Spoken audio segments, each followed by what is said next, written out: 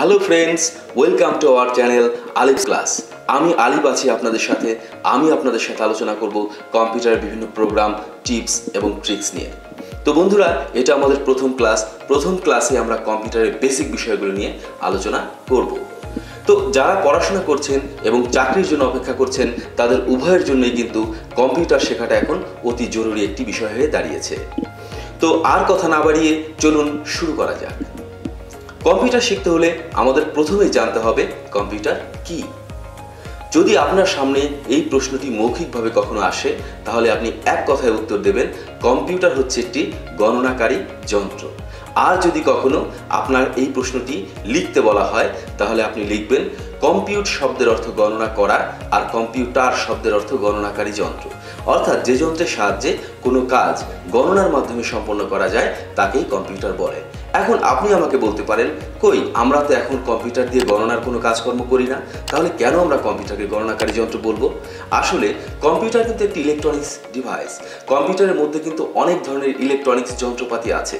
আর আমরা কম্পিউটারে যাই করি না কেন, ওই ইলেকট্রনিক্স যন্ত্রপাতিগুলো কিন্তু সকল কাজকর্ম গণনার মাধ্যমেই সম্পন্ন করে। আপনি যদি কম্পিউটারে একটি দরখাস্ত টাইপ করেন, বা আপনি একটি ভিডিও দেখছেন, বা আপনি ইন্টারনেটে কাজ করছেন, বা আপনি একটি গান শুনছেন, আপনি যাই করেন না কেন, ভেতরে ভেতরে কিন্তু কম্পিউটার গণনাই করে। অর্থাৎ আপনি যে কাজটা করছেন সেই কাজটি সম্পন্ন করার জন্য ভেতরে ভেতরে কম্পিউটার গণনাই করে। এখন প্রশ্ন হচ্ছে, কম্পিউটার কি নিয়ে গণনা করে? আসলে কম্পিউটার দুটি সংখ্যা নিয়ে গণনা করে, 0 আর 1, যাকে বলে বাইনারি সংখ্যা পদ্ধতি। এমন সংখ্যা পদ্ধতি আরো অনেক আছে, যেমন ডেসিমেল, হেক্সাডেসিমেল, অক্টাল ইত্যাদি। তো আমরা কম্পিউটার কি সেটা জেনে গেছি।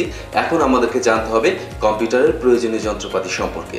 আমরা যদি ভালোভাবে কম্পিউটার জানতে চাই বা শিখতে চাই, তাহলে কম্পিউটারের প্রয়োজনীয় যন্ত্রপাতি সম্পর্কে আমাদের খুব ভালো একটি ধারণা রাখতে হবে। তো আমরা প্রথমেই জানবো মাউস সম্পর্কে। আপনারা স্ক্রিনে এখন যে চিত্রটি দেখতে পাচ্ছেন, এটি একটি মাউসের চিত্র। আর এখন যে চিত্রটি আপনারা দেখতে পাচ্ছেন, এটি হচ্ছে মাউস পয়েন্টার। অনেকেই এটিকে কার্সর বলে থাকেন, অনেকে এটিকে তীর চিহ্ন বলে থাকেন, কিন্তু এটাকে আসলে বলা হয় মাউস পয়েন্টার। এই মাউস পয়েন্টার দিয়ে কিন্তু আমরা বিভিন্ন ধরনের কমান্ড দেব। তো লক্ষ্য করুন, মাউসে আমাদের দুটি বাটন রয়েছে এবং একটি স্ক্রল রয়েছে।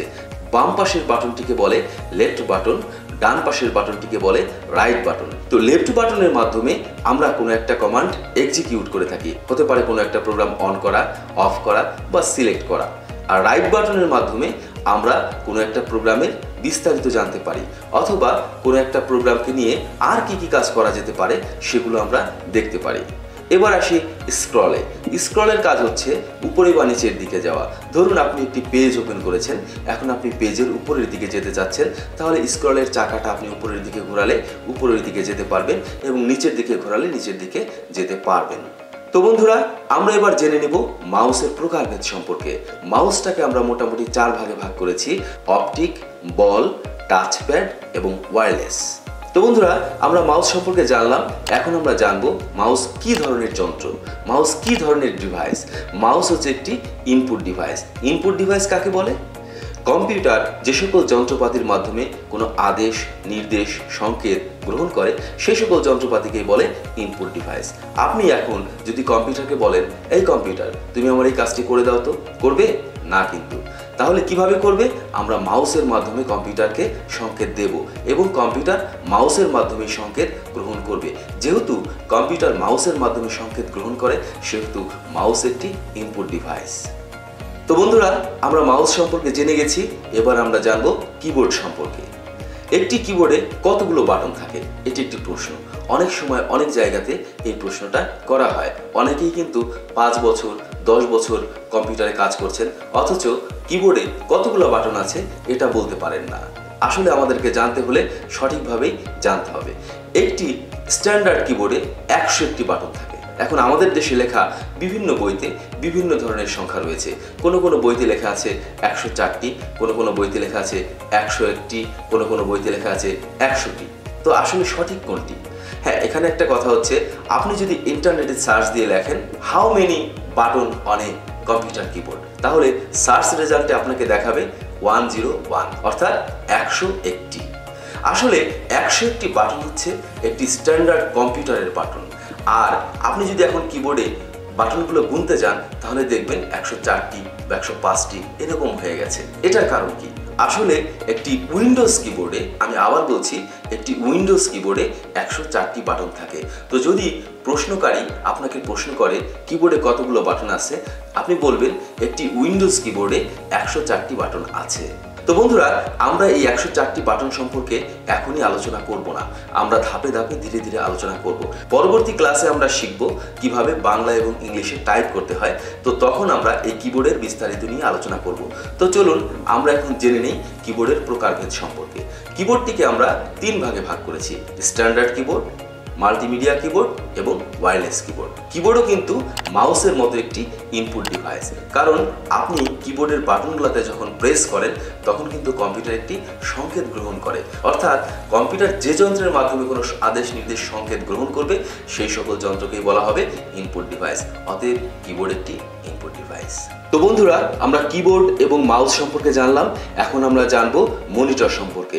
মনিটর হচ্ছে একটি আউটপুট ডিভাইস, আর মনিটর খুবই গুরুত্বপূর্ণ একটি যন্ত্র, কারণ আপনার যদি কোনো মনিটর না থাকে তাহলে আপনি কিন্তু কিছুই দেখতে পারবেন না, আর কোনো কিছু না দেখলে আমরা কোনো কাজও করতে পারবো না। তো মনিটরকে আমরা 4টি ভাগে ভাগ করেছি: সিআরটি, এলসিডি, এলইডি এবং টাচ স্ক্রিন। মনিটর যেহেতু একটি আউটপুট ডিভাইস, সেহেতু চলুন আমরা জেনে নেই আউটপুট ডিভাইস কাকে বলে। কম্পিউটার যে সকল যন্ত্রপাতির মাধ্যমে কোনো ফলাফল প্রদান করে থাকে সেই সকল যন্ত্রপাতিকে বলা হয় আউটপুট ডিভাইস। তো বন্ধুরা, এবার আমরা জানবো সিপিইউ সম্পর্কে। সিপিইউ এর ফুল মিনিং হচ্ছে সেন্ট্রাল প্রসেসিং ইউনিট। আপনারা স্ক্রিনে যে চিত্রটি দেখতে পাচ্ছেন এটি একটি সিস্টেম ইউনিটের চিত্র, অথচ আমাদের বাংলাদেশের বেশিরভাগ মানুষই এটিকে সিপিইউ নামে চেনে। আদতে এটি কিন্তু সিস্টেম ইউনিট। স্ক্রিনে এখন আপনারা যে চিত্রটি দেখতে পাচ্ছেন এটি হচ্ছে একটি সিপিইউ এর চিত্র, যা উক্ত সিস্টেম ইউনিটের মধ্যে থাকে। সিস্টেম ইউনিটের মধ্যে মাদারবোর্ডের উপরে সিপিইউ স্থাপন করা থাকে। এছাড়াও সিস্টেম ইউনিটের মধ্যে থাকে hard drive, RAM, graphics card, power supply ইত্যাদি।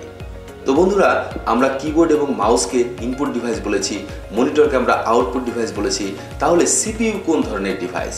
আসলে বন্ধুরা, এটি একটি খুব বিপজ্জনক প্রশ্ন। সিপিইউ কোন ধরনের ডিভাইস, ইনপুট না আউটপুট? অনেকে বলতে পারেন ইনপুট, অনেকে বলতে পারেন আউটপুট। আসলে কোনোটিই নয়। সিপিইউ হচ্ছে একটি কন্ট্রোল ইউনিট, মানে নিয়ন্ত্রণকারী যন্ত্র, যে ইনপুট এবং আউটপুট ডিভাইসকে নিয়ন্ত্রণ করে থাকে। তো বন্ধুরা, আমরা এবার জানবো প্রিন্টার সম্পর্কে। আপনারা স্ক্রিনে যে চিত্রটি দেখতে পাচ্ছেন এটি একটি প্রিন্টারের চিত্র। আমরা কম্পিউটারে যদি কোনো কিছু লিখি, ছবি আঁকি বা ডিজাইনের কাজকর্ম করি, সেই লেখাকে, ডিজাইনকে বা ছবিকে যদি আমরা হার্ড কপিতে, মানে কাগজে যদি আপনি প্রিন্ট করে বের করতে চান, তাহলে অবশ্যই কিন্তু আপনার একটি প্রিন্টার মেশিন প্রয়োজন হবে। প্রিন্টারকে আমরা 3 ভাগে ভাগ করেছি: লেজার প্রিন্টার, ইঙ্কজেট প্রিন্টার এবং রিবন প্রিন্টার। তো বন্ধুরা, আজকে আমরা কম্পিউটার কি এবং কম্পিউটারের প্রয়োজনীয় যন্ত্রপাতি সম্পর্কে জেনে নিলাম। পরবর্তী ক্লাসে আমরা দেখে নেব কিভাবে কম্পিউটারে সঠিক পদ্ধতিতে বাংলা এবং ইংরেজি টাইপ করতে হয়। তো বন্ধুরা, আজ এ পর্যন্তই। আমি আলিফ আপনাদের থেকে বিদায় নিয়ে নিচ্ছি। আমাদের চ্যানেলটিকে সাবস্ক্রাইব করবেন, লাইক করবেন, কমেন্ট করবেন এবং শেয়ার করে সবার মাঝে ছড়িয়ে দেবেন, যাতে আমরা পরবর্তীতে আপনাদেরকে আরও ভালো ভালো ভিডিও উপহার দিতে পারি। আল্লাহ হাফেজ।